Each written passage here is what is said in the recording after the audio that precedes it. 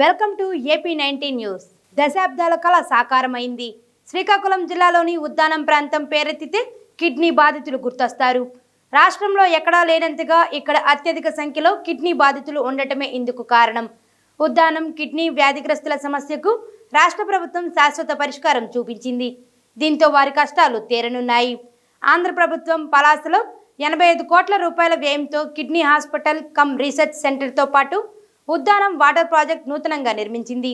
ఏళ్లకేళ్లుగా అనేక అనారోగ్య సమస్యలతో సతమతమయ్యే ఉద్దానం ప్రజలకు అత్యాధునిక వైద్యం అందుబాటులోకి వచ్చింది.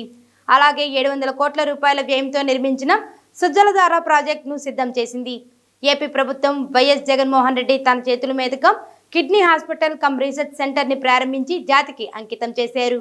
అనంతరం పలాసలో జరిగిన సభలో సీఎం జగన్ మాట్లాడుతూ ఉద్దానం ప్రాంతంలో దశాబ్దాలుగా ఉన్న కిడ్నీ సమస్యలకు పరిష్కారం లభించిందని, తన పాదయాత్రలో ఉద్దానం ప్రాంత కష్టాలను తెలుసుకున్నానని, ఆ రోజు ఇచ్చిన హామీ మేరకు YSR Sujaladhara pump house kidney research సెంటర్ను ప్రారంభించామని సీఎం జగన్ తెలిపారు. ఇందుకు గర్విస్తున్నానని తెలిపారు. వచ్చే ఫిబ్రవరిలో ఇక్కడే కిడ్నీ మార్పిడి చికిత్సను మొదలు పెడతామని, వైద్య రంగంలో దేశానికే పలాస కిడ్నీ రీసెర్చ్ సెంటర్గా ఆదర్శంగా నిలుస్తుంది అని ఆయన పేర్కొన్నారు. ప్రతిపక్షంలో కాదు, అధికారంలో ఉండి కూడా చంద్రబాబు ఉత్తరాంధ్రకు ఏమీ చేయలేదని అన్నారు. కుప్పంనే పట్టించుకొని చంద్రబాబు ఉత్తరాంధ్రను పట్టించుకుంటారా అని ప్రశ్నించారు.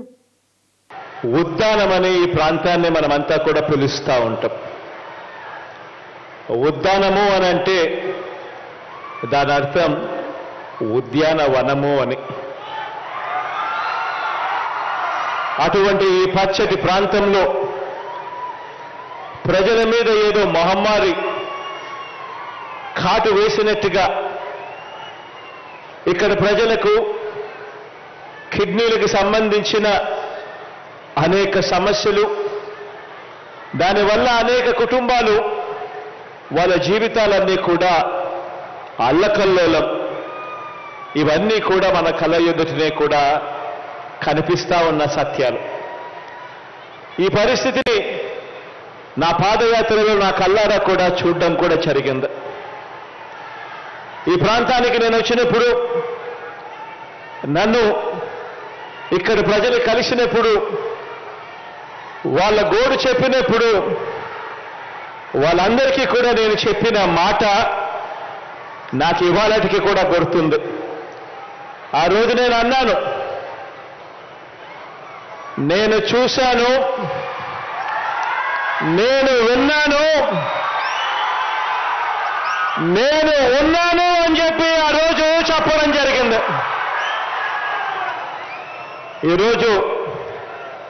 ఆ రోజు కూడా నాకు బాగా గుర్తుంది.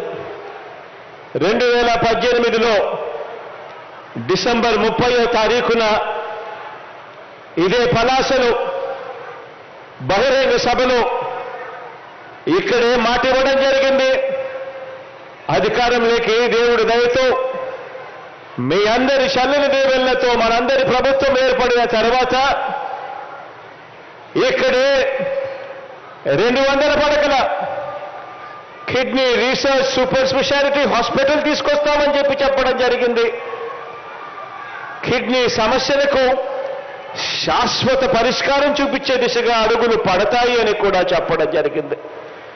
దేవుడి దయతో ఈ 2 కార్యక్రమాలను కూడా ఈరోజు పూర్తి చేసి మీ బిడ్డ మీ కళ్ళ ఎదురు నిలబడి ఉన్నాడు అని చెప్పడానికి గర్వపడతా ఉన్నా. విశాఖపట్నం జగదాంబ జంక్షన్లో ఉన్న ఇండస్ ఆసుపత్రిలో భారీ అగ్ని ప్రమాదం సంభవించడంతో ఆసుపత్రిలో భారీగా మంటలు ఎగిసిపడ్డాయి. 2వ అంతస్తులోని ఆపరేషన్ థియేటర్లో మంటలు చెలరేగినట్లు తెలుస్తోంది. మంటల్లో పలువురు రోగులు చిక్కుకున్నారు. కొందరు భయంతో పరుగులు తీస్తుంటే మరికొంతమందిని ఆసుపత్రి సిబ్బంది సురక్షితంగా బయటకు తీసుకొచ్చారు. బయటకు వచ్చిన వారిని దగ్గరలోని వేరొక ఆసుపత్రికి తరలించి చికిత్స అందిస్తున్నారు. 4 ఫైర్ ఇంజన్లతో ఫైర్ సిబ్బంది మంటలు ఆర్పు చేశారు. ఆసుపత్రి పరిసరాల్లో దట్టంగా పొగ అలుముకోవడంతో ఆసుపత్రి సెక్యూరిటీ సిబ్బంది పొగను బయటకు పంపించేందుకు అక్కడి విండో అద్దాలను పగలగొట్టి బయటకు పంపే ప్రయత్నం చేశారు. షార్ట్ సర్క్యూట్ వల్ల ఈ ప్రమాదం సంభవించిందని ఎంఆర్ఓ తెలిపారు. జీవీఎంసీ అధికారులు కూడా ఆసుపత్రికి చేరుకొని జరిగిన పరిస్థితిపై తగు చర్యలు తీసుకుంటామని చెబుతున్నారు. రోగుల బంధువులు, పోలీసులు, స్థానిక ప్రజలు గుమిగూడటంతో పెద్ద ఎత్తున ట్రాఫిక్ జామ్ ఏర్పడింది. నైట్రస్ ఆక్సైడ్ ఏ కంటైనర్లో అయితే ఉంటుందో ఆపరేషన్ స్టార్ట్ చేయకముందు అది బ్లాస్ట్ అయిందని అంటున్నారు. అది కాకుండా ఇంకొకటి ఏమంటున్నారంటే ఆపరేషన్ థియేటర్లో స్విచ్ ఆన్ చేస్తున్నప్పుడు స్పార్క్ వచ్చిందట. స్విచ్ ఆన్ చేస్తున్నప్పుడు స్పార్క్. ఈ 2 కారణాలు చెప్తున్నారు. ఇప్పుడు ఇదంతా కూడా డీటెయిల్గా ఫైర్ ఆఫీసర్స్ తర్వాత మన ఎఫ్ఎస్ఎల్ టీం వీళ్ళందరితో కలిసి సీన్ ఆఫ్ క్రైమ్ అంతా కూడా ఎగ్జామిన్ చేసిన తర్వాత నిర్ణయానికి రావచ్చు. అప్పుడు దాకా ప్రాథమికంగా ఈ 2 కారణాలు ఇప్పుడు చెప్తున్నారు. దాదాపు ఒక 50 మంది దాకా లోపల ఎవరైతే ఇంటెన్సివ్ కేర్ యూనిట్లో ఉన్నారో వాళ్ళందరినీ కూడా వెకేట్ చేసేసినాము. మా పోలీస్ సిబ్బంది, DCP, law and order, all the police force along with the fire service, తర్వాత స్థానికంగా ఉన్న సిటిజన్స్ అందరు కూడా వచ్చి వాళ్ళతో అంతా కూడా వెకేట్ చేసేయడం జరిగింది. టీడీపీపై మాజీ మంత్రి కొడాలి నాని నిప్పులు చెరిగారు. గురువారం ఆయన మాట్లాడుతూ కాంగ్రెస్ కు వ్యతిరేకంగా పుట్టిన పార్టీ టీడీపీ అని, రేవంత్ రెడ్డిని వీళ్లే సీఎం చేసినట్లు ఫీల్ అవుతున్నారని, సిగ్గు లేకుండా గాంధీ భవన్ లో టీడీపీ జెండాలు పట్టుకొని గంతులేస్తున్నారని మండిపడ్డారు.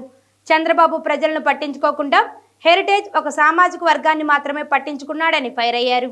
చంద్రబాబు అధికారంలోకి రావటం పగటికలా అని అన్నారు. న్యాయమైన హక్కులను ప్రభుత్వం నెరవేర్చేంత వరకు పోరాటం కొనసాగిస్తామని anganwadi workers and helpers union నాయకులు అన్నారు. గురువారం ఎలమంచిలో 3వ రోజు నిరసన దీక్ష కొనసాగించారు. అంగన్వాడీలు చేస్తున్న నిరవధిక సమ్మెకు మద్దతు ప్రకటించిన టీడీపీ జాతీయ ప్రధాన కార్యదర్శి నారా లోకేష్ ఇవాళ యలమంచిలో వారి దీక్షా శిబిరాన్ని సందర్శించారు. మీరు సమాజంలో కీలక పాత్ర పోషిస్తున్నారని, ఈరోజు ప్రభుత్వం మిమ్మల్ని వేధించడం బాధాకరమని, ఆనాడు చంద్రబాబు భారీగా జీతాలు పెంచారని అన్నారు. మా ప్రభుత్వం వచ్చిన వెంటనే మీపై పెట్టిన కేసులన్నీ కొట్టేస్తామని, మీ డిమాండ్లను నెరవేరుస్తామని ఆయన హామీ ఇచ్చారు. నేను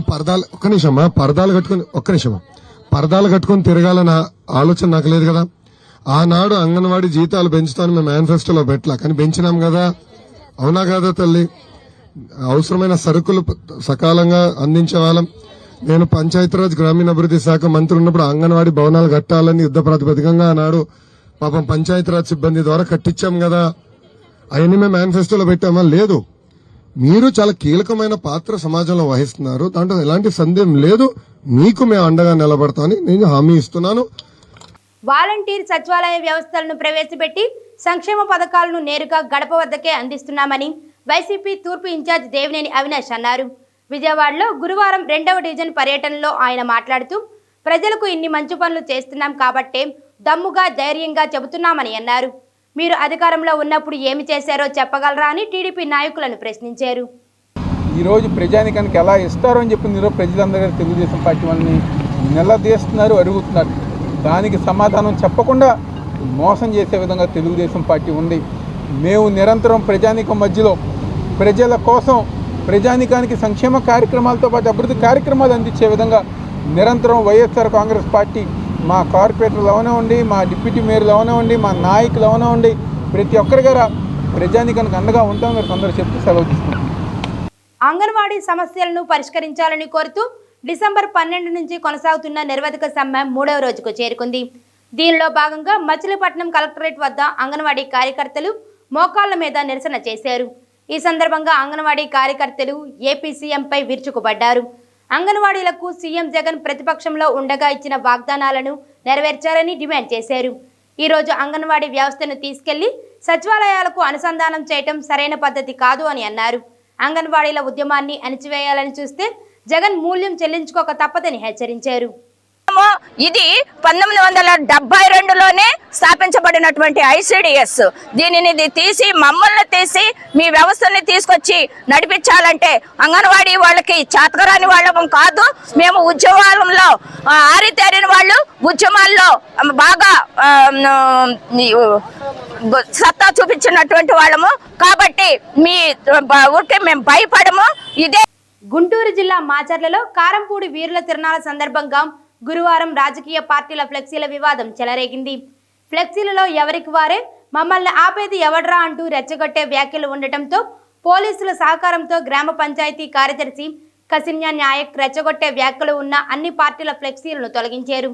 దీంతో పార్టీ నాయకుల మధ్య మాటామాటా పెరిగి ఘర్షణ వాతావరణం నెలకొంది. అప్రమత్తమైన పోలీసులు వెంటనే చెదరగొట్టడం జరిగింది.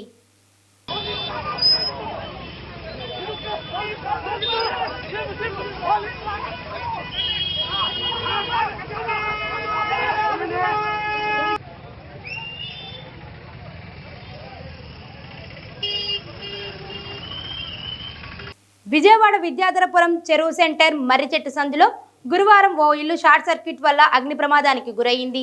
స్థానిక సమాచారం మేరకు అగ్నిమాపక సిబ్బంది హుటాహుటిన తరలివచ్చి మంటలను అదుపులోకి తీసుకువచ్చారు.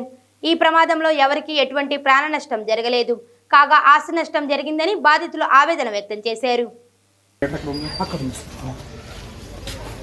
అది బాగుందా? మీరే చెప్పాలి. మా గైని ఈ చూడండి ఎక్కడ స్వామి? అదే మూల మీద, అదే మూలే పొగొచ్చింది స్వామి అంతే.